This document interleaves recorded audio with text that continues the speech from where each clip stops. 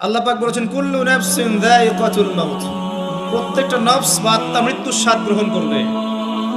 ওয়া ইন্নামা তুওয়াফাউনা উজুরাকুম ইয়াওমাল কিয়ামাহ, কিয়ামতের মাঠে তোমাদের পূর্ণ প্রতিদান দেয়া হবে। ওই দিন ফামান যুহজিহা আনিন নার ওয়া উদখিলাল জান্নাহ ফাকাদ ফাজ, সেদিন যাকে আল্লাহ পাক জাহান্নাম থেকে বাঁচাবেন, জান্নাতে প্রবেশ করাবেন, একমাত্র সে ব্যক্তি সফল, আর কেউ সফল না। এই একটা হচ্ছে দ্য ডেফিনেশন অফ সাকসেস, যার পিছনে আমরা ছুটছি। আমরা সাফল্যের পিছনে ছুটি না।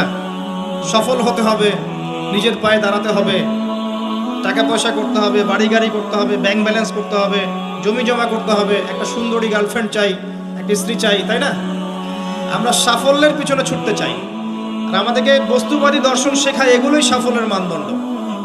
তা আল্লাহ পাক এখানে বলছেন যাকে জাহান্নাম থেকে বাঁচানো হবে আর জান্নাতে প্রবেশ করানো হবে, এই ব্যক্তি ছাড়া কেউ সফল না। পৃথিবীতে আপনি অনেক বড় নেতা হতে পারেন, ইভেন অনেক বড় আলেমও হতে পারেন, অনেক বড় পলিটিশিয়ান হতে পারেন, অনেক বড় প্রশাসনের কর্মকর্তা হতে পারেন, অনেক বড় ইকোনমিক্স হতে পারেন, কলামিস্ট হতে পারেন, বুদ্ধিজীবী হতে পারেন, হাফেজ হতে পারেন, হুএভার ইউ আর, যদি কিয়ামতের মাঠে আপনি জান্নাতে যেতে না পারেন, আপনি সফল না।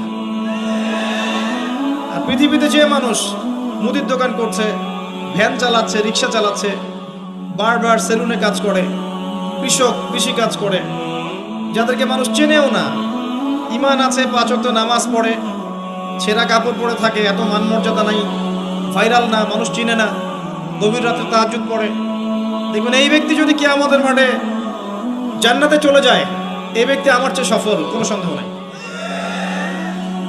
আমাদের দৃষ্টিভঙ্গি আগে চেঞ্জ করতে হবে, দুনিয়ামুখী দৃষ্টিভঙ্গি ত্যাগ করতে হবে, পরকালমুখী দৃষ্টিভঙ্গি দরকার।